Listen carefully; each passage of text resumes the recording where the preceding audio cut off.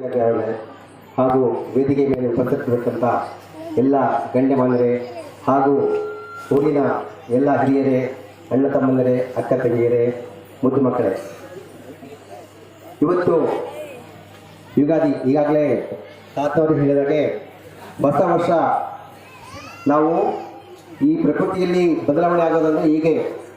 ಹಾಗಾಗಿ ನಾವು ಸಾಂಸ್ಕೃತಿಕ ರೀತಿಯಿಂದ ಯಾವಾಗಲೂ ನಾವು ಯುಗಾದಿಯನ್ನು ಹೊಸ ವರ್ಷವಂತ ಆಚರಣೆ ಮಾಡ್ತೀವಿ.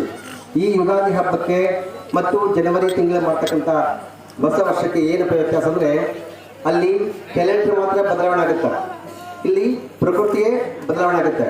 ಹಾಗಾಗಿ ನಾವು ಈ ಸನಾತನ ಧರ್ಮದಿಂದ ಬಂದಿರತಕ್ಕಂಥ ನಾವೆಲ್ಲರೂ ಹಿಂದೂಗಳು ಎಲ್ಲರೂ ಏನಂದರೆ ಯುಗಾದಿ ಹಬ್ಬವನ್ನು ಒಳ್ಳೆ ಸಂಭ್ರಮಾಚರಣೆಯಿಂದ ಇಲ್ಲಿ ನೋಡ್ರಿ, ಬೇವು ಮಾತ್ರ, ಬೇವು ಅಂದರೆ ಅಲ್ಲಿ ಬೆಲ್ಲ ಮತ್ತು ಬೇವು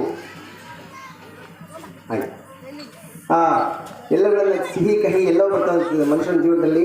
ಅವುಗಳೆಲ್ಲ ಸಮವಾಗಿ ಹಂಚಿಕೊಂಡು ನಾವೆಲ್ಲರೂ ಶಾಂತಿ ನೆಮ್ಮದಿಯಿಂದ ಸುಖವಾಗಿರೋಣ ಅಂತ ತಿಳಿಸ್ತಾ ನನ್ನ ಎರಡು ಮಾತುಗಳನ್ನು ಮುಗಿಸ್ತೇವೆ. ಜೈ ಶ್ರೀ ಕೃಷ್ಣ.